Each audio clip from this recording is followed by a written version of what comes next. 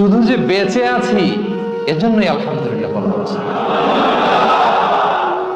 শুধু বেঁচে আছে, আর কিছু লাগবে না আপনার। শুধু বেঁচে আছেন যে এই জন্যই আলহামদুলিল্লাহ। কারণ অনেকের কাছে বেঁচে থাকাটা স্বপ্ন, বেঁচে থাকাটাই তার শেষ ইচ্ছা।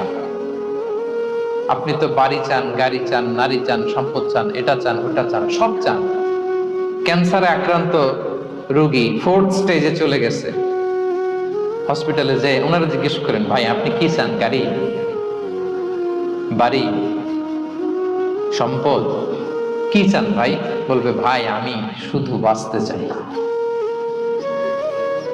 4th স্টেজে চলে গেছে, ক্যান্সারে আক্রান্ত, ও কি চায়? আপনার তো কিছুই নাই, আপনি আর আলহামদুলিল্লাহ বলবেন কেন?